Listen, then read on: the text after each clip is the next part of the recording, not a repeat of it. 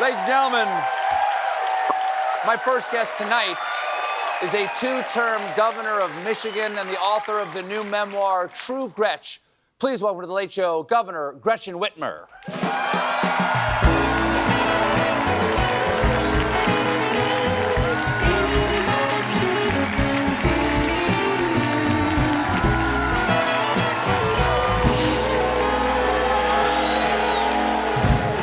Nice to have you on. First time I've had a chance to talk to you. Obviously, I've been following your career for many years now.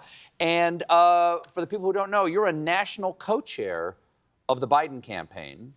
And the debate is still what, everybody is talking about. What debate?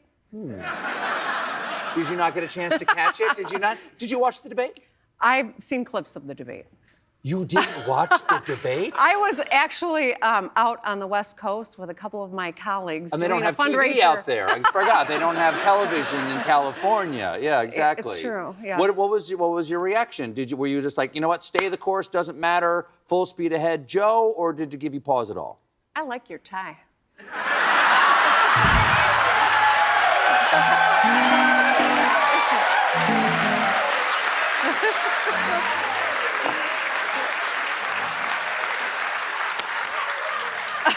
I did so watch that's how it's going to be. Okay. After the debate, 41% of Democrats worry about the president's cognitive abilities. Should the Democrats consider someone else? Which is not a crazy question. I mean, even George Clooney today name-checked you in his editorial in the New York Times that you would be an excellent option. It's got to be a little flattering, right? He name-checked me and a handful of other folks. And Sure. the good news is... But they're not here tonight. That's right. So who cares about that? Exactly. No, I think that the debate rattled a lot of people, right? It was a lousy performance. I don't think anyone's disputing that.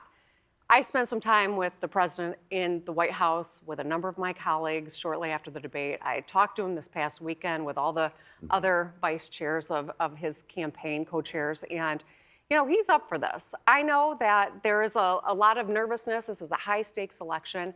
But I can tell you, I come from Michigan. This is the swingiest of swing states. This is the... I meant that as swing voters. Sure.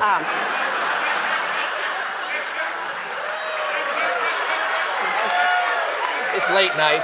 It's late night. It's fine. Swing away. But, as I talk to people across Michigan, their biggest concerns are trying to keep money in their pocket, make sure their kids are set up for success, making sure that they don't get shot when they go to school, ensure that they can drive on the roads, fixing the damn roads. And Joe Biden has receipts on every one of these fronts. They know that. And I think that that's really important not to lose sight of. Yeah, he had a crappy debate, no question about it. And yet, this is a decision between 4 years of Joe Biden continuing the work that he's gotten started this first term, or Donald Trump. So you feel perfectly confident that he is up for the job for the next 4 years? He is up for the job for the next 4 years, and I am working my tail off on his behalf and trying to make sure that Michigan, we turn out, and we turn out for Biden. Well, one of the things the Democrats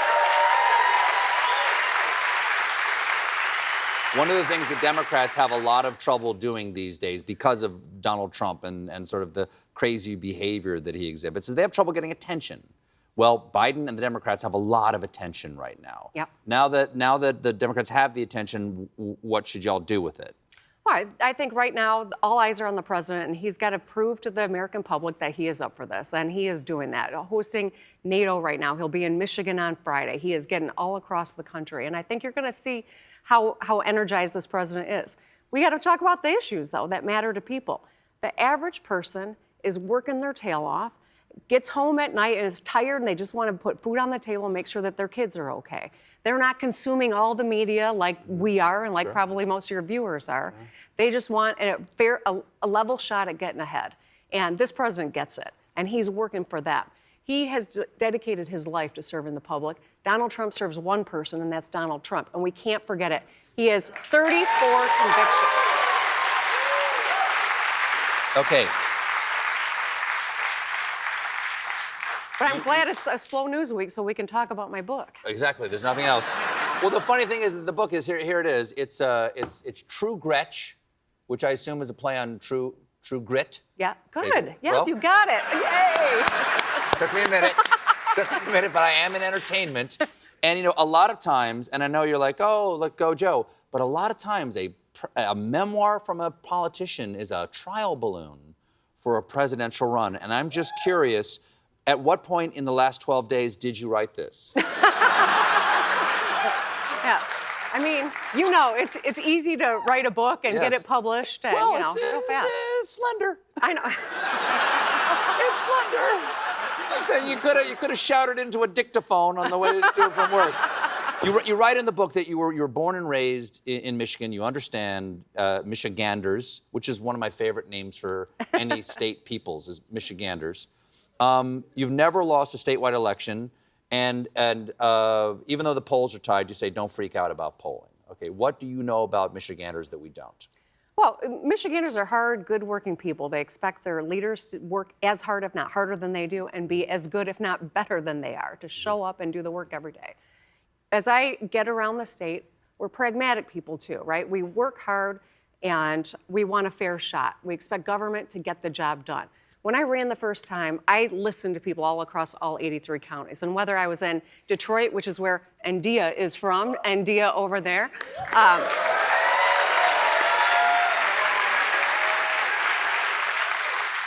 or I'm in the Upper Peninsula, you know, Michigan's a huge state. I asked people, if I'm elected governor, what can I do that's going to make your life better? And people said, fix the damn roads. And that's what I heard over and over again. And I was Is that how you won 7 counties that Donald Trump won in your re-election? Like, what did you do to like turn those counties? Well, I think it's listening to people. You know, it's a lost art in politics, but if you ask people what they want, they'll tell you. Mm-hmm. And when I was in the Detroit Children's Hospital, I was talking to a woman named Bridget Bonds from Flint.